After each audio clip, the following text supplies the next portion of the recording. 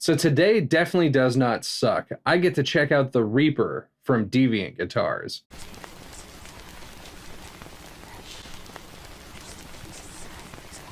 So at NAMM 2024, I had a blast. I had a really good time.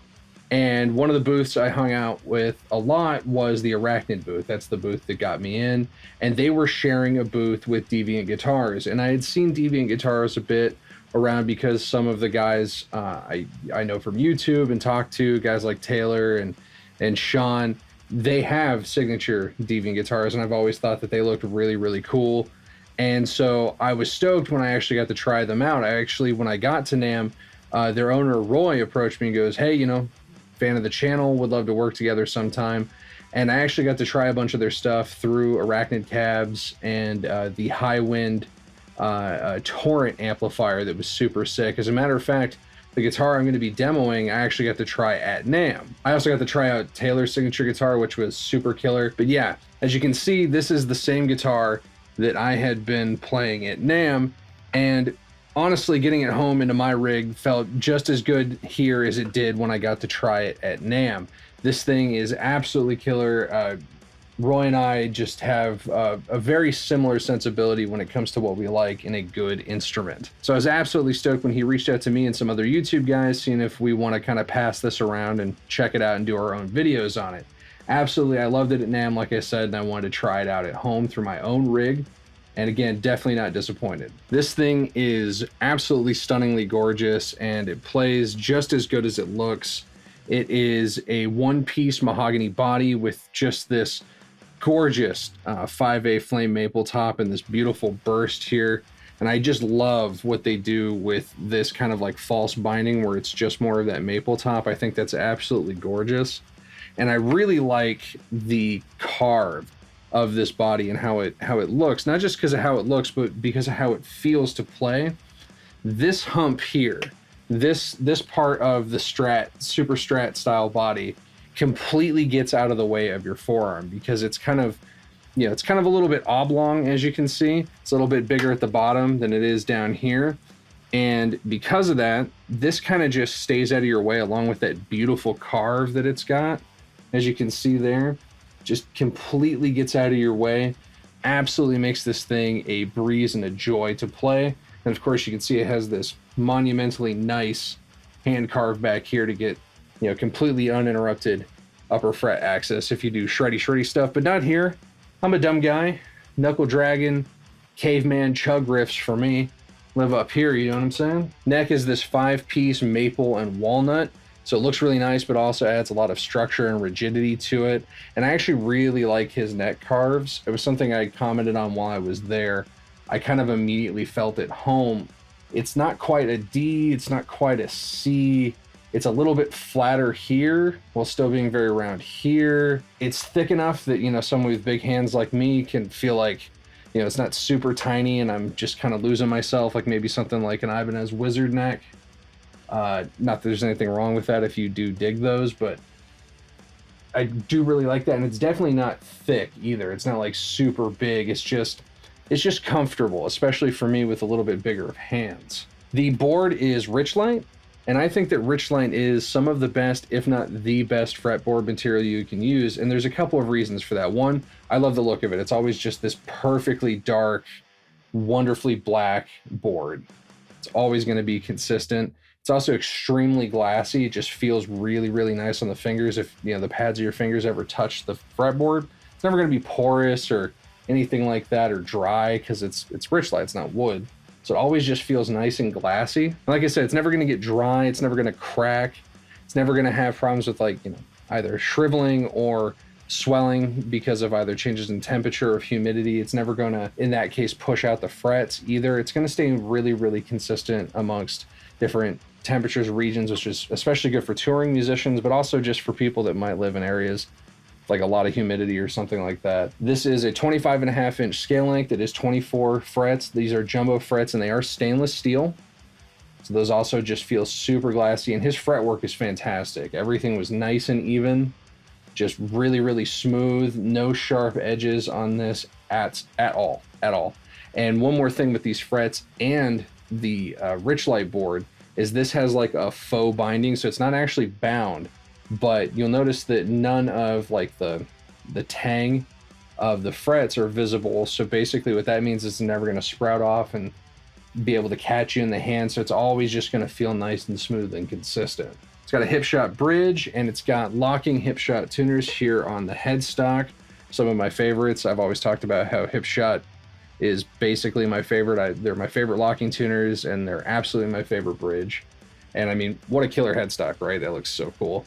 Now the pickups that are in this are going to also be kind of an in-house. This is their brand. This is a brand called Heathen pickups, and these are the Valkyries set. And this is really what Roy likes. They're more of a medium, less, really high output kind of pickup. They're more geared towards like a metalcore kind of thing, especially like mid 2000s metalcore.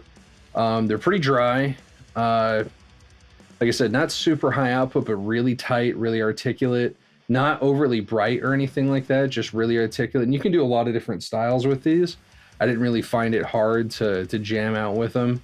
They felt good to play, just a little less in the output department that I typically like. But it almost kind of felt like, in some ways, like a more dynamic, less hot like EMG, which would make sense. I mean, mid 2000s guys for metalcore especially were using EMG 81s a bunch, so it kind of has that kind of feel. At least that's what the impression it gave me immediately. And yeah, that's about it. You have your 3-way switch here, nice and out of the way, along with your 1 volume, again out of your way, so you're not hitting it with your hand. This thing is pretty stellar, and I adore how it feels. This thing 100% just gets out of the way and lets the player play.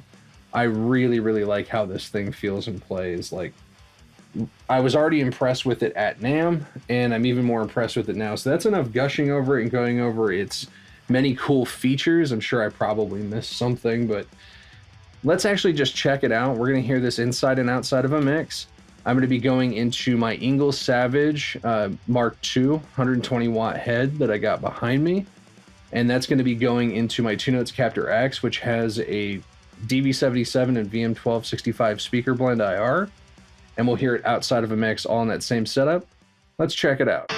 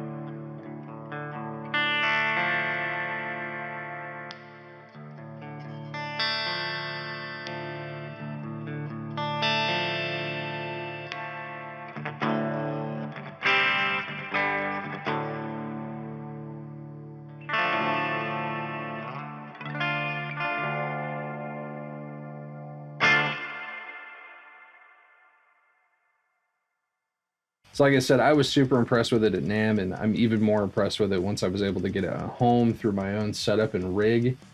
This thing just absolutely plays in every way. I wish all of my guitars and every guitar I got to play played.